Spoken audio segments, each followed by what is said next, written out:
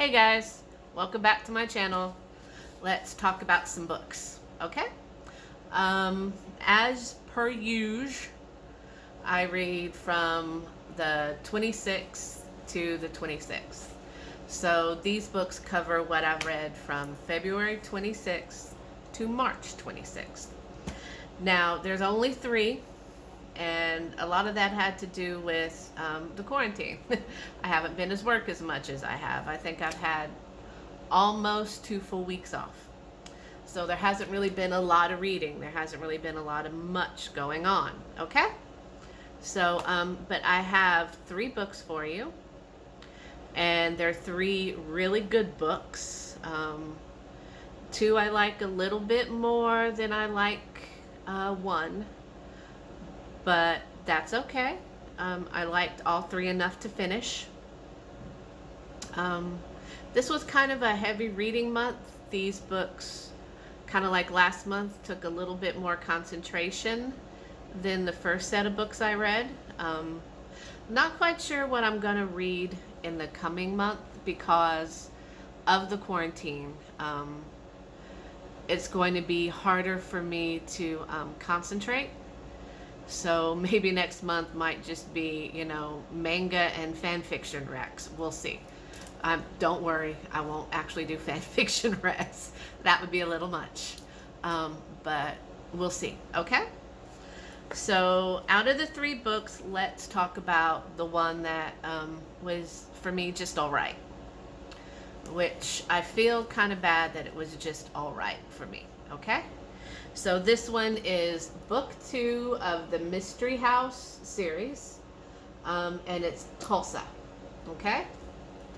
So there's a little story behind this book. A couple years ago, I went to a convention in Houston, and what I love to do when I go to conventions is I love to get indie books from indie authors that self-publish and things like that. So this is actually an autographed copy by the author, and her name is Eva Poehler. And I met her, and I really wanted to support, indie authors. But unfortunately, she was sold out of book 1. So I went ahead and bought book 2. She, assured me that that was okay because each book was a standalone story. The characters did carry over, but, there wasn't, a lot of reference between books. And that's fine. And so I got it, but, I just picked it up, this past month. This is me trying to work through my to-be-read pile, like I've said. I really wanted to really enjoy this book. I didn't really. I'm holding out hope that maybe it's because it's the first book. I mean the second book in the series, and I didn't read the first book, that maybe if I get the first book, I might enjoy it a bit more. So that's definitely on my list, is to get the first book, just to check it out. Because while I didn't enjoy it all that much, I really didn't hate it.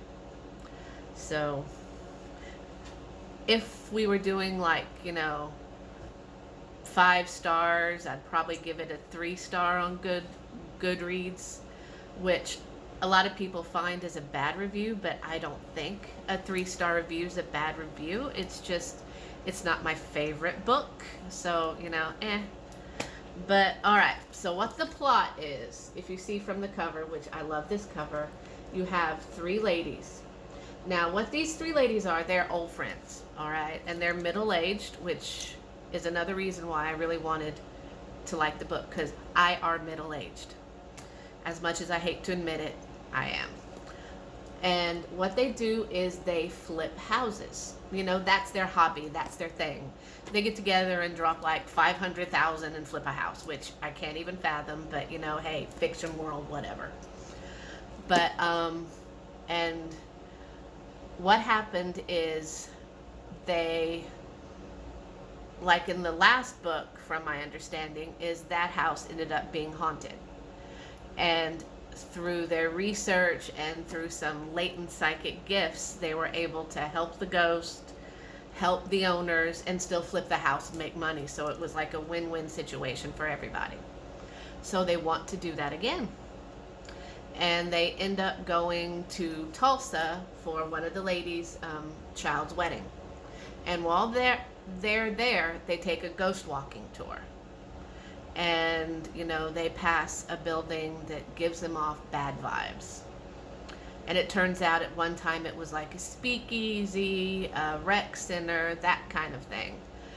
But during the race riots of Tulsa, a lot of people were killed, a lot of people were hurt, a lot of black people. And it's them finding out the history of the Tulsa race riots, finding out the history behind the building that they want to flip, which is this rec center, and them trying their very best to help the people. But, you know, unfortunately, they hit some roadblocks. They hit up with a lot of racism, because a lot of people don't want to deal with, you know, the repercussions, and, you know, don't want to face that history. So not only are they having to fight ghosts, they're having to fight, you know, roadblocks from people just not wanting to acknowledge what's going on, and just a whole bunch of different things. And it's how they deal with all of that. It does get a little bit dramatic towards the end. Like I said, I really wanted to like the book and like the characters, but I just didn't. Would I recommend it? Probably not really, unless, you know, you just really want to read it. I'm going to definitely give the first book a shot, because I think that might have been what was missing from here. I didn't have background, maybe, of these characters. They were just 3 older ladies, and they were trying to do, you know, paranormal investigating, and it was just not good. I mean, just stupid things. I mean, like, if you watched any kind of, you know, paranormal show, which apparently these ladies were supposed to have done, you wouldn't have done half of the shit that they did. But, you know, hey, it made for a cute story, some funny little instances, and some, you know, easily tied up plot points, is what I'm saying. So I really don't think, I mean, I'm going to give the first book a try, but if I don't like the first book, I'm definitely not continuing the series. So there's that one. All right, so let's talk about The Lies of Locke Lamora. All right, this book is by Scott Lynch, and this book is basically a fantasy novel. I haven't read this kind of fantasy novel in a really long time. This book has been on my radar for a while, okay? It just kept popping up, and pretty much the reviews were polarized. They either really liked it, or they were just like, I didn't think it was good at all. A lot of people thought the book was boring. I really can't see that. I freaking loved this book. I loved this book. It was just so good. I loved the characterizations in this book. I loved, a lot of people had a lot of problems because there was so much flashback in the books. What they said was, you know, the author would set up a scene, and then the author would flash back, so you'd have more history about the scene, or the characters in the scene, or how the characters had that certain skill to work through the scene that was in their time. And I can see that. There was a lot of flashback, but I loved that part. I loved finding out, you know, okay, so they're going through this part of the city. So we needed like a chapter on the history and the characters tied to that part of the city. That didn't bother me. Or this character uses hand axes. So we got like 3 or 4 chapters of him going to a assassin who taught him how to use the hand axes. But then, like 8 chapters down the road, you'd find out that that assassin had another connection to maybe one of the bad guys that was in the book. But it wasn't really a worry for them before these guys did what they were doing. So let me tell you about this book. All right, this book follows Locke Lamora. He's the main character, all right?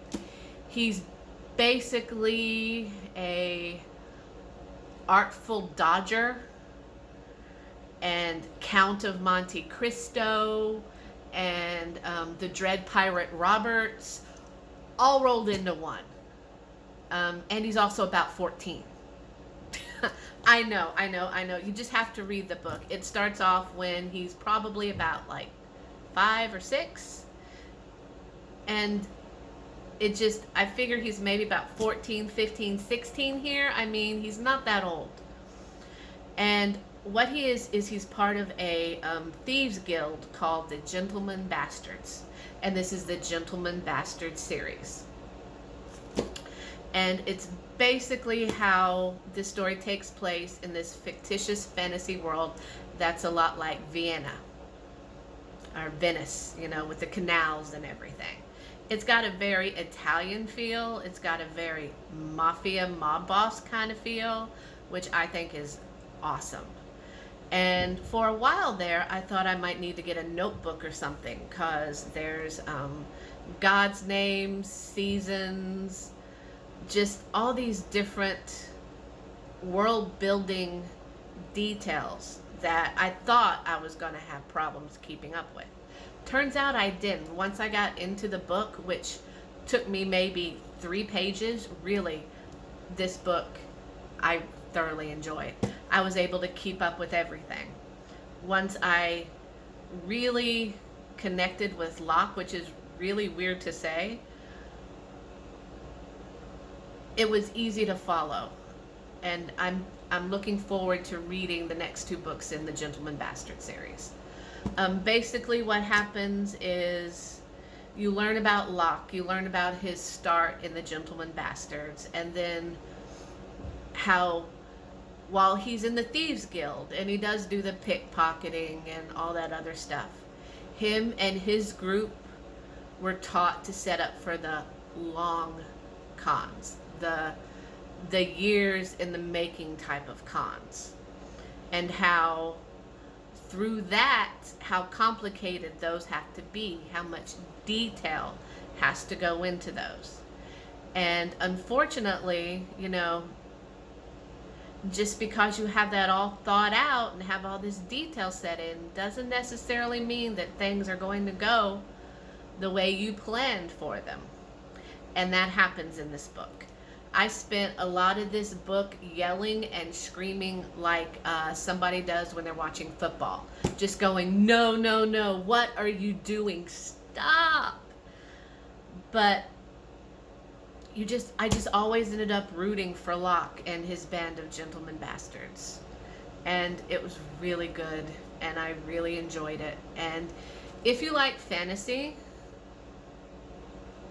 I'd recommend this book. There's not a lot of fantasy in here. All right.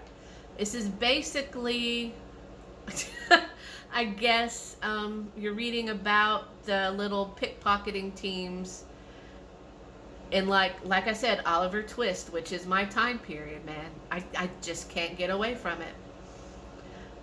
But with elements of, you know, I hate to use it because I don't like the series, but Game of Thrones, it definitely has that kind of feel to it. But this is better. Okay, I like this better. Nobody's going to agree with me. It's Game of Thrones, but this is such a good book. If you can handle the dark, gritty, you know, there's no swords, there's no dragons, but it's really good.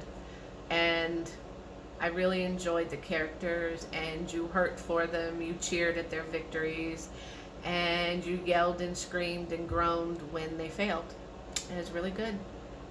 And I'm looking forward to getting the next book, which is, it's in the back here, Red Seas Under Red Skies. So I'm going to be picking that up as soon as the bookstores open back up. So I'll definitely recommend that one. That one, for me, 5 out of 5. Will read again, more than likely, because I'm sure I missed some details. Okay, speaking of my genre and my time period, The Yard by Alex Grecian. All right, there's a little story behind this book. I think I've talked about it in other videos that you might find on this channel. Don't remember which one, so I'm not going to link you to it. But when I worked in Louisiana in the Vision Center at Walmart, I met a lady.